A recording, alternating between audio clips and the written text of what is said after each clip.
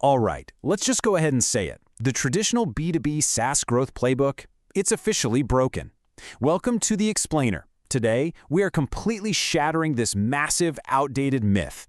The idea that growth only means ruthlessly hunting down new logos. If you've been grinding away, trying to basically acquire your way to profitability, it's really time to pause. We need to look at what top-tier companies are doing right now. They've realized the old way is dead, and they're flipping their entire operational model upside down.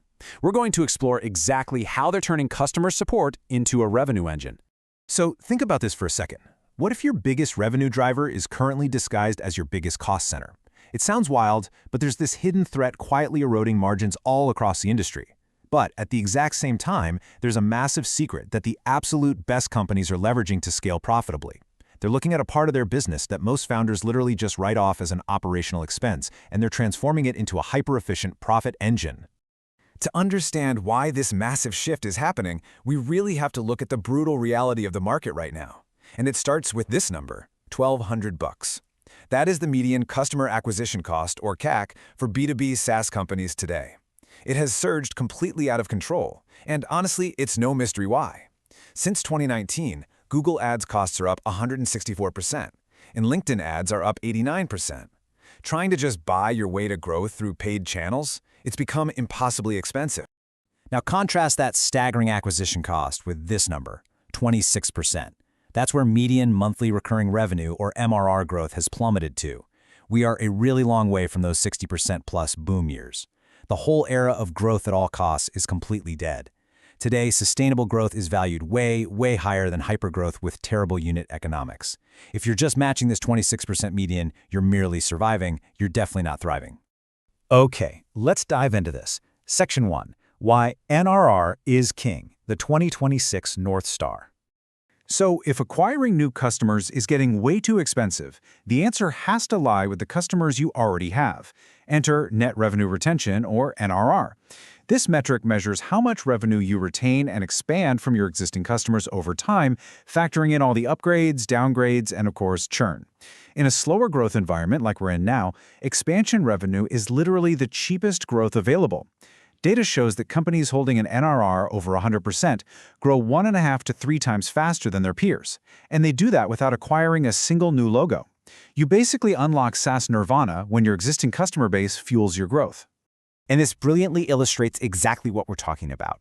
The shift in the market is dramatic. Take a look. For companies with over $50 million in annual recurring revenue, expansion revenue now accounts for a massive 58% of their total new ARR.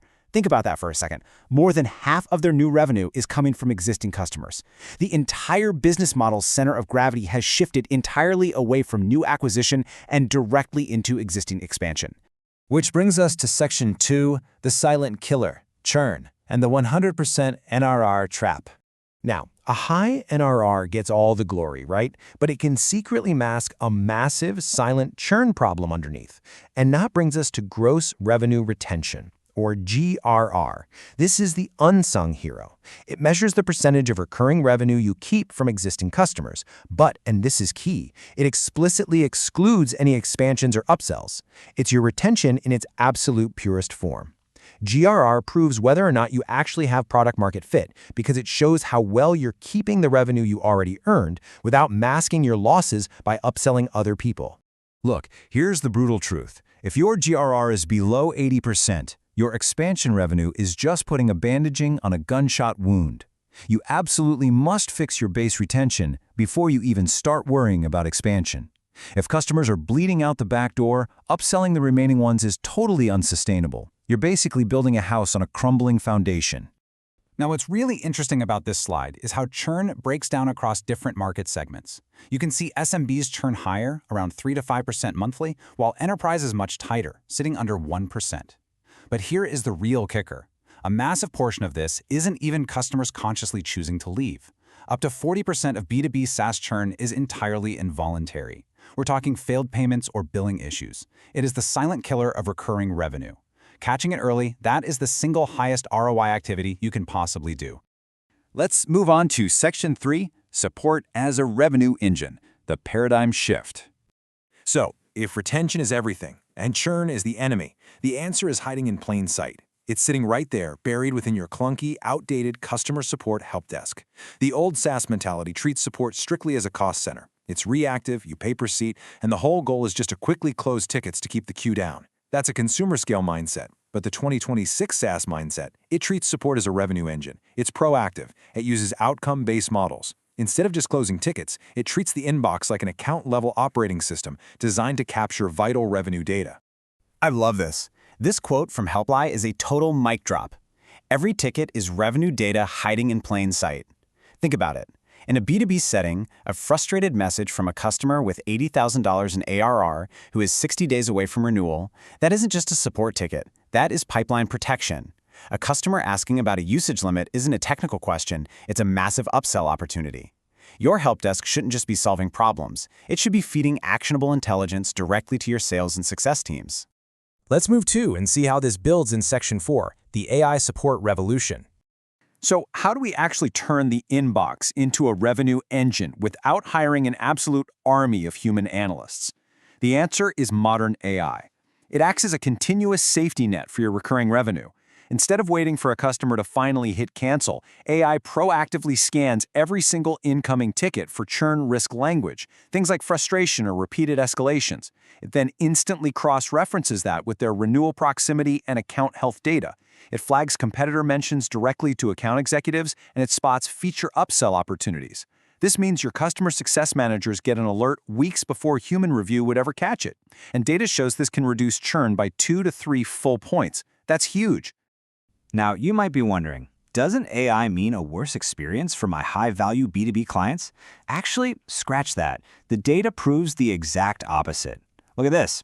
EverHelp's AI agent, which was trained on over 100,000 support tickets, achieved a 64% customer satisfaction score. That's compared to a 47.6% human baseline. AI doesn't just save money and detect churn, it actually delivers a significantly faster, more accurate, and just overall higher quality experience. Why? Because it instantly pulls in all that complex account history that human agents usually have to hunt for across 10 different browser tabs. And because AI is doing so much of the heavy lifting, the way we actually pay for software is changing too. In 2026, you really shouldn't be paying per seat overhead for empty help desk licenses. The new standard is outcome-based pricing. You should only pay when the AI delivers a measurable result, like fully resolving a ticket or drafting a usable reply. This completely aligns your vendor's revenue with the actual value they deliver to your business, which finally eliminates that awful subscription fatigue. All right, wrapping things up with Section 5, the 2026 Survival Playbook. We've covered a lot. Surging acquisition costs, the hidden traps of NRR, and this massive shift in customer support. So, the crucial point is how you apply this. Here are the 3 definitive steps you can take today. Step 1. Fix your pure retention first. Stop masking churn with upsells and aim for a gross revenue retention of over 90%. Step 2. Stop being reactive. Implement proactive AI risk detection right in your support inbox so you can catch churn signals weeks before the renewal date. And Step 3. Stop paying for software seats that don't guarantee results. Shift your support stack to outcome-based AI pricing models to protect those margins. I want to leave you with this final provocative thought to really consider as you evaluate your own tech stack. Are you paying for support seats, or are you paying for revenue outcomes? If your support inbox is just a place where problems go to be closed, you are literally leaving your most valuable data on the table. It is time to start turning customer support into a revenue engine. Thanks so much for joining me on this explainer, and I highly recommend diving into your own metrics today to see what hidden pipeline is sitting right there in your help desk.